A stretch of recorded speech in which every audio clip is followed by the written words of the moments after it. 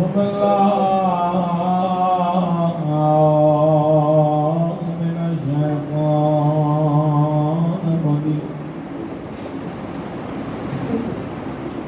الله الرحمن الرحيم الحمد لله الحمد لله رب العالمين والعاقبة للمتقين والصلاة والسلام على أشرف الأنبياء والمرسلين الرحمن الرحيم إنا لله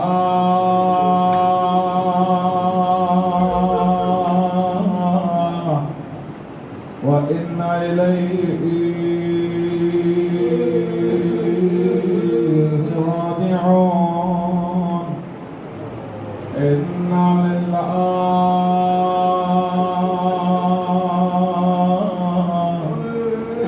وإنا إليه راجعون. عزیزان محترم کچھ شہزادے کا تذکرہ کرنا مقصود جو سر سے پیر تک ہو بہو ہم شکل پیغمبر. ایک روز امام حسین اپنے ناموں کو یاد کر کے بڑا گریہ کر رہے تھے. عالم خواب میں روتے روتے رش کھا گئے تو عالم خواب میں سے جد رسول اللہ دیکھا اور کہا اے میرے لال حسین ہم بھی تمہیں اتنا ہی یاد کرتے ہیں جتنا تم ہمیں یاد کرتے ہو. خدا تمہیں قریب ایسا فرزند عطا کرے گا جو ہو بہو میری شکل ہوگا. جب بھی تم اس کو دیکھا کرو گے اے میرے لال تمہیں قلبی سکون میسر آئے گا. کہتے ہیں وقت گزرا اور امام حسین کے خانہ اقدس میں علی اکبر کی آمد ہوئی.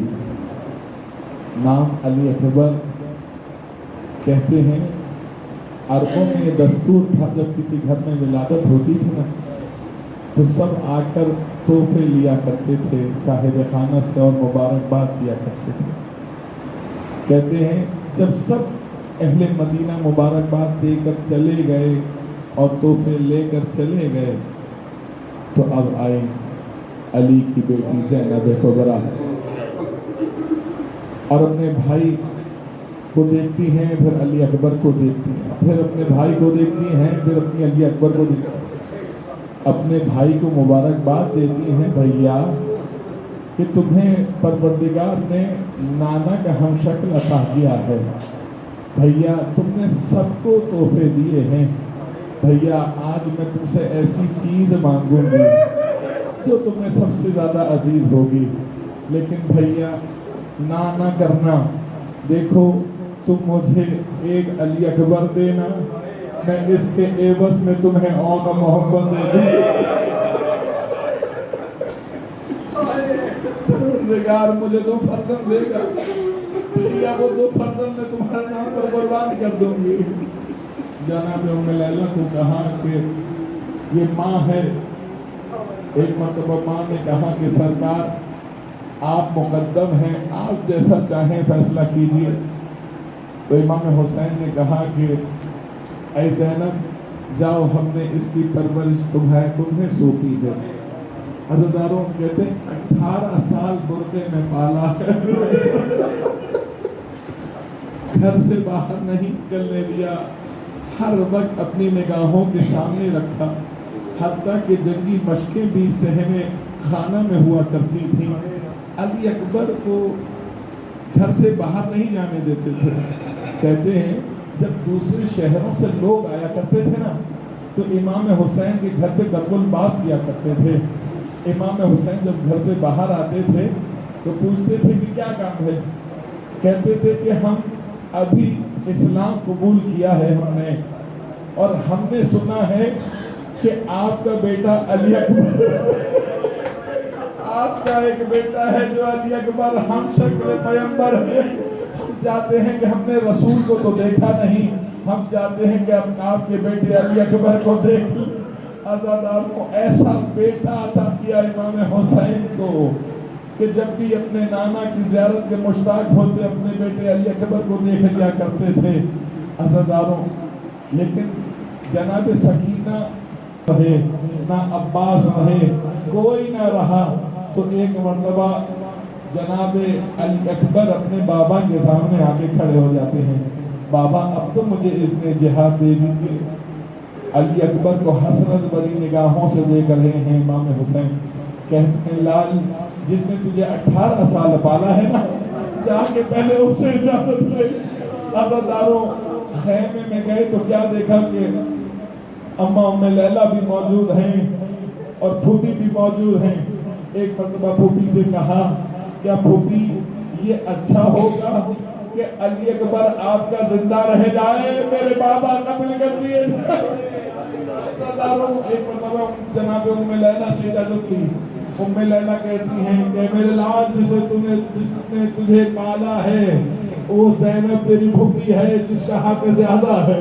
عزاداروں نہ جانے کس طرح جناب زینب نے اجازت دی. میں یہ نہیں پڑھتا لیکن ایک راوی کے جملے بیان کروں. راوی کہتا ہے کہ میں نے زینب کے خیمے کی طرف جب نگاہ بڑھائی تو عجیب رنگ منظر دیکھا. کیا منظر دیکھا کہ پردہ اٹھتا تھا گر جاتا تھا، پردہ اٹھتا تھا گر جاتا تھا. میں نے پوچھا کیا وجہ ہے تو پتا چلا کہ علی اکبر آخری نصرت کو گیا ہے. عجب نہیں کہ جب علی اکبر نکلنا چاہتے ہو بہنیں گموج لیتی ہو، علی اکبر نکلنا چاہتے ہو ارے ماں دلگیر ارے اپنے نام کو سینے سے لگاتی ہو. ارے جب علی اکبر نکلنا چاہتے ہو زینب کو سکھا کر گر جاتی ہو. آخر جناب زینب سے رخصت لی. علی اکبر آئے ہیں. امام حسین سے کہا بابا پھوپھی اماں نے اجازت دے دی، بابا آپ رخصت دیجیے، بابا مجھے اجازت دیجیے. امام حسین نے روتے ہوئے اپنے سر کا امامہ اتارا. رسول خدا کا امامہ تھا نا، ہم شکل رسول کو پہنا دیا اور ایک مرتبہ رخصت کیا. کہا میرے لال جا تو رہے ہو لیکن بابا کو پلٹ پلٹ کے دیکھتے رہنا. عزاداروں امام حسین اپنے بیٹے علی اکبر کے گھوڑے کے پیچھے پیچھے چل رہے تھے. علی اکبر واپس پلٹے، اپنے باپ سے سوال کیا بابا کیا علی اکبر کو دل سے اجازت نہیں دیے بابا؟ ایک مرتبہ عجیب جملہ کہا مولا حسین نے اے اکبر کاش تیرا کوئی اکبر جیسا جوان بیٹا ہوتا، میں پوچھتا کیسے مرنے کی اجازت دیں گے. اعلیٰ داروں یہاں کتنے ایسے ہیں کہ جن کے گھروں میں جوان لال موجود ہیں. خدا ان جوانوں کی جوانی علی اکبر کے صدقے میں سلامت رکھے. ارے ایک باپ ہے نا، ارے ذرا بیٹے اور باپ کے مسائل کو ذہن میں ضرور رکھنا اور اپنے لال کی مصیبت بھی یاد رکھنا کہ کہیں ایسا ہو تو ہم پر کیا گزرے گی. عزاداروں ایک باپ کے لیے سب سے مشکل کام اپنے جوان بیٹے کو کسی مصیبت میں مبتلا دیکھنا ہوتا ہے. لیکن جب بیٹا کربلا میں علی اکبر جیسا ہو، باپ حسین جیسا ہو تو آپ تصور کیجئے کیا حال ہوا ہوگا. عزاداروں کہتے ہیں علی اکبر ایک مرتبہ میدان میں اترے، خوب لڑے. علی کے بیٹے ہیں نا، خوب لڑے یہاں تک کہ دشمن نے کہا ارے یہ علی کا پوتا ہے اسے چاروں طرف سے گھیر کے مارو. عزاداروں کوئی تلوار مار رہا تھا، کوئی تیر مار رہا تھا. ایک ظالم نے ایسا نیزہ مارا علی اکبر کی پسلیوں میں وہ نیزہ بے بس ہو گیا. ظالم نے یہ کہہ کے نیزہ توڑ دیا سنا ہے کہ حسین کا صبر بہت ہے. عزاداروں سنیں کہ تاریخ بتاتی ہے علی اکبر نے گھوڑے سے گرنا مناسب نہیں سمجھا. علی اکبر نے اپنی باہیں گھوڑے کی باہوں میں دے دی. گھوڑا چلتا رہا، کوئی تلوار مار رہا تھا، کوئی نیزہ مار رہا تھا، کوئی پتھر مار رہا تھا، کوئی تیر چلا رہا تھا. آخرکار علی اکبر زیر سے زمین پر آئے، کہا بابا علیہ منِ سلام، بابا میرا آخری سلام قبول کیجئے. کہتے ہیں جیسے ہی علی اکبر کی آواز سنی ہے نا، علی اکبر کی آواز سن کے منہ کے بل گر گئے ہیں حسین زمین پر، اور ایک مرتبہ پکار کر کہتے ہیں اے میرے لال تیرے باپ کو کچھ دکھائی نہیں دیتا؟ علی اکبر آواز لے کے بابا تیری نصرت کو پہنچے، آزادارو امام حسین نہ جانے کس طرح جوان بیٹے کے نزدیک پہنچے ہیں، ابھی سانسیں باقی ہیں۔ پوچھا میرے لال کوئی خواہش رکھتے ہو؟ کہا بابا صغرا سے وعدہ کیا تھا کہ میں مدینے ضرور آؤں گا، بابا زندگی میں وفا نہیں کی، بابا آخری مرتبہ اپنی بہن کو دیکھنا چاہتا ہوں۔ عزادارو سنیں گے، اعجاز امامت سے امام نے حکم دیا اے میرے لال ان دو گلیوں کے درمیان دیکھو۔ کہا بابا مجھے مدینے کے گھر میں صغرا دکھائی نہیں دیتی۔ کہا بیٹے نانا رسول اللہ کے روضے پر دیکھو۔ کہا بابا صغرا دکھائی نہیں دیتی۔ ارے چچا حسن کی قبر پر دیکھو، بابا صغرا دکھائی نہیں دیتی۔ ارے بابا مجھے صغرا دیکھی نہیں ہے۔ اللہ امام لوگ کیا فرماتے ہیں، اکبر اس مقام پر دیکھو جہاں صغرا سے جدا ہو گئے تھے، اب جو اکبر نے دیکھا اکبر طلب کر رہ گیا۔ کہا بیٹا کیا دیکھا؟ کہا بابا صغرا میرے قدموں کے نشانوں پر سر رکھ کر رو رہی ہے اور کہہ رہی ہے آ جائیے۔